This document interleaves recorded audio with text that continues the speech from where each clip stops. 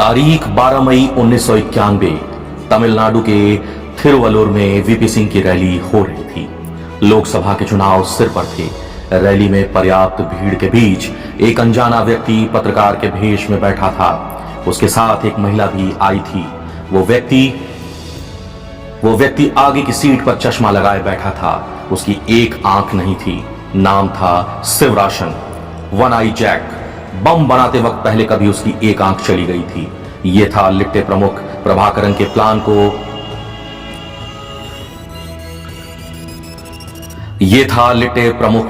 के प्लान को एग्जीक्यूट करने वाला मास्टरमाइंड। वीपी सिंह की रैली में उस दिन मानव बम धनु भी आई थी। जानते हैं क्यों? ये एक तरह की मॉक ड्रिल थी। धनु ने यहां डी घेरे को पार कर वीपी सिंह के पैर छुए, बस धमाका नहीं किया।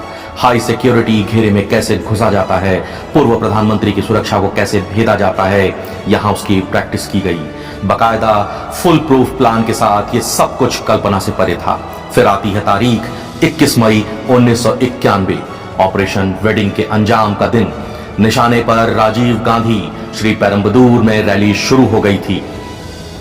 राजीव गांधी जिंदाबाद के नारों के बीच दो अनजान महिलाएं, एक मानव बम धनु और दूसरी उसकी बैकअप शुभा।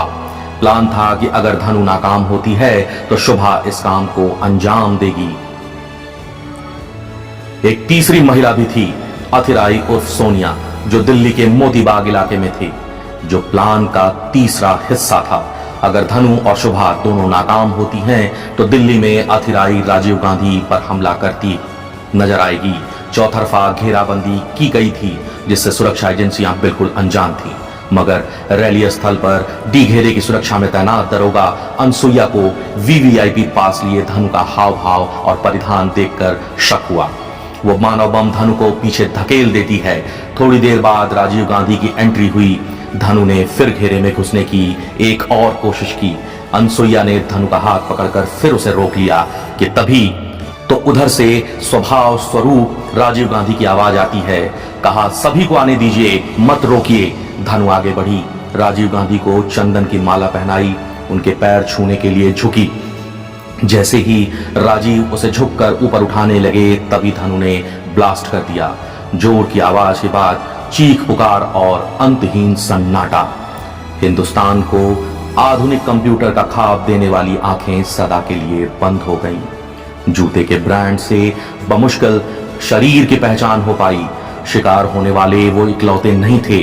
उनके अलावा धर्मन पुलिस कांस्टेबल, सांतनी बेगम महिला कांग्रेस नेता, Rajguru police inspector, Chandra police constable, Edward Joseph police inspector, Mohammad Iqbal police superintendent, Lata Kannan महिला कांग्रेस नेता, कोकिलावानी लता कनन की बेटी, Daryl Peters observer, Munnu Swamy पूर्व विधायक, Saroja Devi college student, Pradeep Gupta PSO Rajiv Gandhi, Ethiraju Murugan police constable, black cat commando Ravichandran और फोटोग्राफर हरिबाबू की जान जा चुकी थी।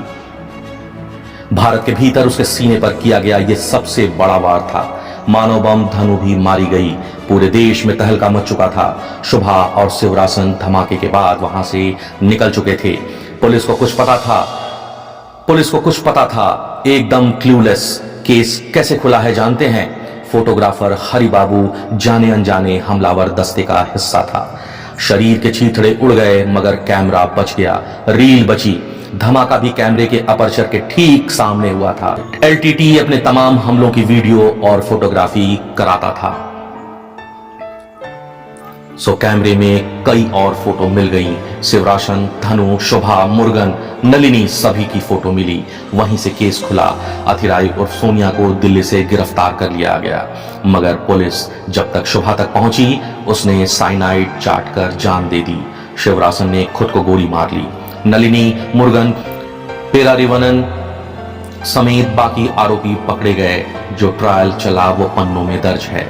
महाराष्ट्र के रमटेक से हैदराबाद जा रहे बुजुर्ग नेता ने दिल्ली फोन किया कि ये क्या हो गया। जवाब मिला, इतिहास ने करवट बदल ली है। The assassination of Rajiv Gandhi Meena Gopal की किताब से लिया गया ये कुछ छंद महज एक इतिहास बनकर आज रह गया है। आज राजीव गांधी हमारे बीच नहीं हैं, मगर कंप्यूटर का ख्वाब देखने वाली वो आंखें आज भी हमें बहुत याद आती हैं। इस पुण्यतिथि पर उन्हें नमन करना एक स्वाभाविकता है। तो खबरों में बस इतना ही। आगे भी हम आपको इसी तरीके से अपडेट करते रहेंगे। तब तक के लिए धन्यवाद। और आपसे निवेदन है कि आप हमारा चैनल सब्सक्राइब करें, लाइक करें और शेयर करें।